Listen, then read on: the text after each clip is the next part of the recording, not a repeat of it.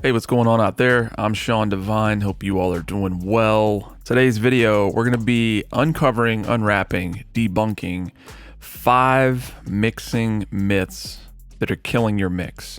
These are topics, ideas that have gotten out here. I get questions about them almost daily now.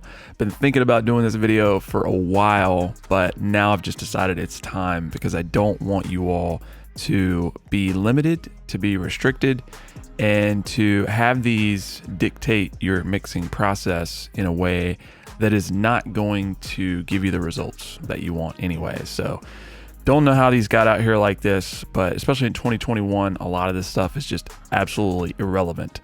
So let's go ahead and dive in. The first mixing myth that is killing your mix is mixing in mono entirely, meaning you're mixing throughout the entire session in mono. I don't say this to discourage anyone, but it just boggles my mind that I've heard from a lot of people who are putting this into practice, and it's obvious that you're confused about what mixing in mono is supposed to be used for and what it means to do that in 2021 and why it's a really bad idea to only mix in mono. Actually, I get a lot of tracks that are sent to me where they're bounced completely in mono. For instance, I mean, right here, this is just a beat I'm working on, and I don't do a lot of panning in my instrumentation until I get the vocals so that I can build everything and kind of balance the soundstage with all of the elements here. But there's still a lot of instrumentation here that has stereo information. So if I mono this out,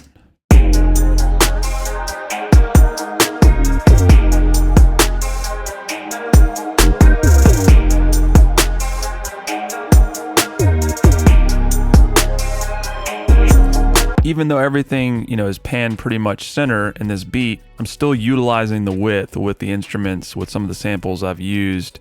And when we go into mono, it's just a whole different limited sound space. Like, we have this entire stereo field to use in a left and a right speaker.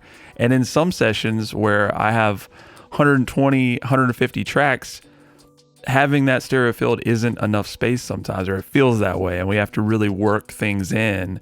So trying to do all this in mono in 2021, especially with all of us, using headphones, stereo speakers are even on your phone. Like, the phones aren't mono speakers. So trying to do a complete mix in mono just makes absolutely no sense, and it's going to really make your process that much harder to try to fit everything into this mono signal. This brings up a whole new conversation in the modern world with the mixing and mono thing, which is that we're starting to have spatial audio, right? You're seeing this technology that's being introduced. More and more people are going to be mixing with spatial audio. And the whole purpose behind it is to create a more exciting listening experience, just like stereo did when we transitioned from mono to stereo. But it's also going to give us as engineers a lot more space and freedom in terms of where we can place tracks in this field for the listener. It's going to give us a lot more room to work with. Mixing in mono periodically or occasionally throughout the mix as an additional reference is very useful. It's something that I do in every session, of course. And I think that that's where this misconception or myth kind of started. It's not meant to be used all the time, but if you flick into it, you can very easily identify phase issues. So if you hear an element get dramatically quieter, or if it disappears, then obviously you have a phase cancellation there. Flicking into mono can identify a lot of these phase issues. Turning on mono also makes it easier to be objective about where things are sitting level-wise, your essential balancing. So rather than having some of that stereo width kind of distract you and think that things are maybe louder than they actually are, turn it into mono, and then you can make sure that that balance is working there as well. The second mixing myth that is killing your mix, and this is a big one, is all clipping in the DAW is bad, inherently bad. It means you're not professional and that your mix is going to be terrible. A lot of people just assume that if you're clipping, you don't realize that you're clipping. But the thing about in the DAW that's very different than being in the analog realm, which is why clipping had become such a thing that's like avoided at all costs, it's because it reacts very differently. In the DAW, we have 32-bit floating point processing. So I've talked about this. I'm going to put a link to a gain staging video. All you need to know about gain staging. Get rid of the stuff you don't. I'll put a link to that if you want to check it out. Essentially in the DAW, we have infinite headroom. So that means while we're in here and we're routing things, we're going to the stereo bus, there's ways that we can get around, clipping and have it to where it's not affecting anything in a negative way. So for example here, let's just say my kick drum, right now it's not clipping. I'm just below 0. Still fall like a fiend in this human nature we live. You gotta know, man, I've been coming for it. Okay, let's just say I pump the kick up till it's clipping. Still fall like a fiend in this human nature we live. Okay, so it's clipping on the individual track. As you'll see, I'm utilizing busing and VCAs. So in the DAW, when you utilize a VCA, so right now we're sending this clipping kick drum down here to this instrumental VCA. So again, since we do have this floating point processing, this clipping is being dealt with here on this aux or this VCA. And so that's not going to affect the way anything, sounds, because by the time it gets to the stereo bus, again, we've dealt with that clipping. So we have some room to finesse the issues that in the analog realm, clipping would be a problem, right? So if you clip something heavily in the analog realm, you might get some harmonic distortion, or you might get some really nasty analog distortion that's not intended. Going back to VCAs, you can utilize these in the DAW to make it to where you really don't have to worry as much about pushing things, about mixing hot, about maybe clipping a channel, because if you get the essential balance right, and then we utilize that VCA at the end of the process, it's very, very easy to create headroom. So all this worry and headache that a lot of you are having, going throughout the mixing process and being like, well, I've got to have this much headroom. I don't want to clip this channel. This is bad. That's not facilitating your process. But if you just go through and get the balance right, do what sounds right, don't be reckless. Then when you send everything to a VCA, like let's just say, for instance, that I mixed this quite a bit hotter, like 5 dB hotter than I actually did. But on the VCA, at the end of the process, I could just bring that all back.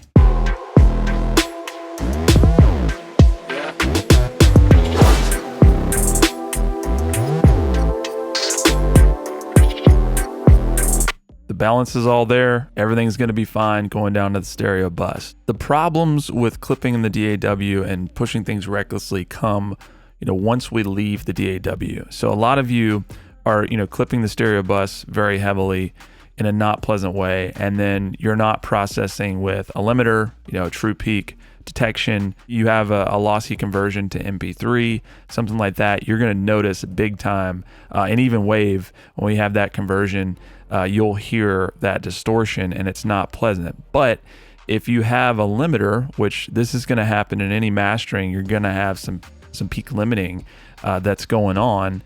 You're going to be able to hear exactly what this is going to sound like outside of the DAW. So no matter how much clipping and everything that's going on in here, with that limiter, it's going to deal with it in whatever way, whether it's pleasing or not. You're going to be able to decipher that and then make decisions based on it. The third mixing myth that is killing your mix is that loudness is solely determined by LUFS or any other numerical measurement for that matter. I can't tell you how many times I get, hey, Sean, my LUFS is this level. It's the same measurement as, this popular song, but why does my song not sound as loud? Or, hey, Sean, I'm trying to get to this specific LUFS measurement because I want my song to be as loud as this other song that's at that LUFS. Yes, LUFS is one of the more accurate measurements of perceived loudness that we have. It's still just a numerical measurement. It doesn't take into account all of the different factors that the human ear takes into account in terms of loudness. I'll give you a very simple example of this. We've got an 808 here, and I have some harmonic processing, some distortion to actually make this 808 be perceived louder, not only on bigger speakers, a sub, but more importantly on like the phone or a laptop.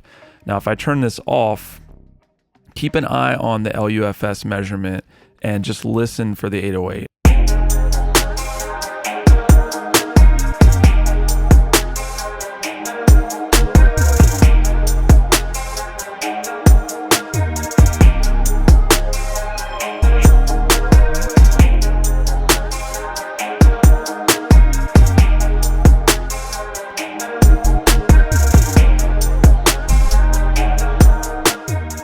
So I'm going to go ahead and assume that those of you on smaller speakers, laptop, cell phone, computer monitor, you're probably not picking up a lot of loudness on the 808 right now.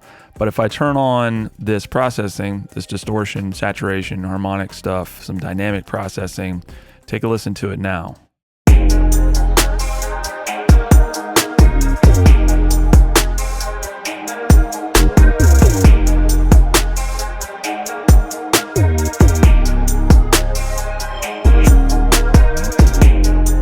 Very similar LUFS reading, but we've got a much higher perceived loudness. I mean, even just on my monitors here in the studio, that 808 sounds much more aggressive, and definitely going to be the same way on smaller speakers like your laptop, cell phone, computer monitor. And this applies to all the different aspects of your mixing session. This isn't just on low end. You've got to consider the playback environment. You could have a massive low end in your mix, but if someone's listening to it on a cell phone and then your mids, your high mids, or your highs aren't as loud in terms of the frequency spectrum, your mix isn't going to sound loud.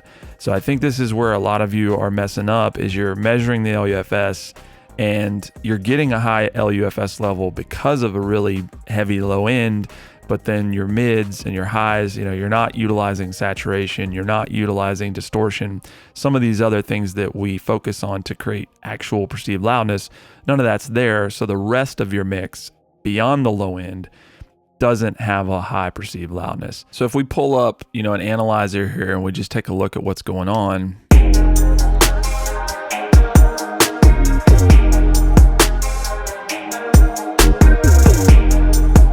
relatively balanced. Yes, the low end is heavy, but if we had a vocal on this, that's going to fill this space from like 500, up into 8K and beyond.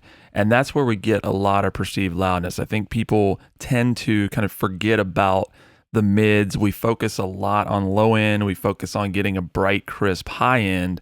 But perceived loudness lies very much in this mid frequency section. So I would focus on, doing some different processing here. The next mixing myth that is killing your mix is that you need to utilize compression on all your drums and also utilize things like compression on your stereo bus, parallel compression. There's a lot of misconceptions about compression, but these are just a few of the main ones. And especially with drums, I hear a lot of people ask me when I'm mixing, sometimes they don't see a compressor on my kick or my snare. If I'm using a sample that's already been processed, it's already been compressed, it's already been limited, the only thing adding compression will do in that scenario is kill my dynamics, which we work so hard to retain that. The compression is actually going to do the opposite of what you want it to do.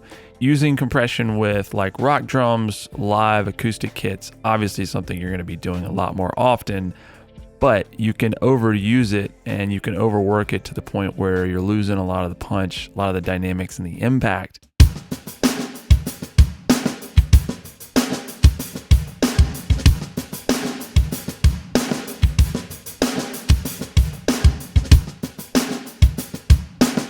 Kind of cool, but it would sound a lot better just maybe on like the room mics or something like that rather than on all the drums. I didn't use any compression on this drum bus and it sounds good.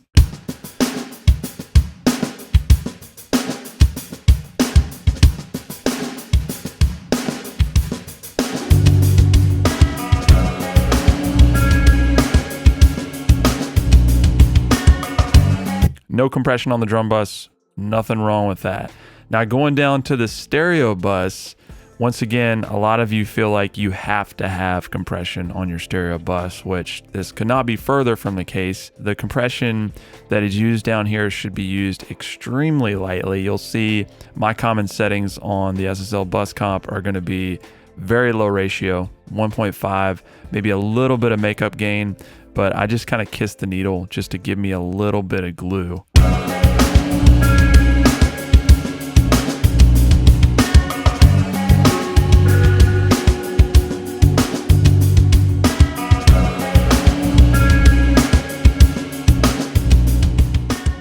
Something very subtle like that, that's the way that you want to use compression on your stereo bus. We've got to get the balance right. We've got to get the overall levels right in the mix. And then we're just kissing a compressor down there. You're going to be using a lot of your compression on your individual tracks. You know, your vocals are going to be compressed in the mixing process. So adding a lot of compression after the fact is just going to give you a mix that's very flat, lacking a lot of dynamics. A lot of the amateur mixes that I hear, the biggest problem is you can tell that they just smacked compression on everything, including a lot of those drums that we're talking about. And the stereo bus, you know, 4-to-1 ratio with a lot of gain reduction, and then they're using the makeup gain, and it's just, you know, creating a flat pancake. You know, I think people associate compression with loudness, but when it's not used properly, it's going to do the absolute opposite for you in the context of your mix. The final mixing myth that is killing your mix is that you need a ton of headroom in your mix prior to mastering. So this is another one that was much more applicable to the previous era. When you're in the analog realm, you know, you want a lot more room to work with. But here in the DAW, things once again work quite a bit differently. What I generally will do is I will mix into a limiter because it's going to be introduced at some point when you get to the mastering process. If you leave a ton of headroom, the mastering engineer is going to have to bring that up somehow. It means they're probably going to be pumping a limiter that can fundamentally change some of the balance of your mix. You might have your drum mix set in a way that sounds pretty good with all that headroom, but once that limiter is pumped up, maybe your kick starts to get hit in a way that the low end doesn't sound right. The point being, when you leave a lot of room for that limiter, you're leaving a lot more guesswork. So I'll give you an example here with this song. You know, I did mix and master this in the same session, but I mixed into the limiter. I'm just using it just as a true peak limiter. This is not for the wealth, not for my health, only for the most high. Multi-millions never give us the feeling when we've been reeling in the media keeps rambling on. It's not the faith to lean on, but the truth and the hope is all clouded and smoke while they... So we've got our peak reduction happening. Again, I am mixing quite hot into this, but this is exactly what would happen if, you know, I brought all these levels down and then I introduced the limiting later. It's not going to change as far as the results go. And so you're better off going ahead and hearing what that's going to be like. Sessions that I have had a lot of headroom and the ones that I haven't, you know, the processing was very similar and they don't sound, you know, any worse or better because of the lack of headroom.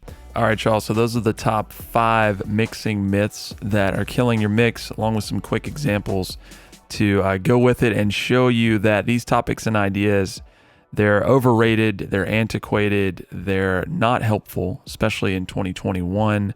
And not to discourage you all who might have been putting these in practice. That's why I made this video, is because I could just see it was becoming very obvious. Some of these things have gotten out in a way that are being taken very literally. I just didn't want more people falling into these traps of these thought processes, knowing that they're not going to get you the results that a lot of you are after. So if you have any to add, if you've got some stuff that you've heard that you're just like, you know, I tried it out and not helpful at all, love to hear about those as well. The only way you can really know is to put that stuff into practice. So if you hear something, if you're taught something, you know, try it out. And if it doesn't give you the results that you want, then it's not the right thing for you. It may be the correct way for a lot of other people, or maybe in a previous time, but it may not be relevant to you. And so you've got to experiment. You got to be curious and, you know, just try to do the things that sound best for you and for your mix. So I hope this is helpful, y'all. If you got anything from the video, please like, subscribe, and consider sharing. Hit that notification bell for more. We'll talk to you soon.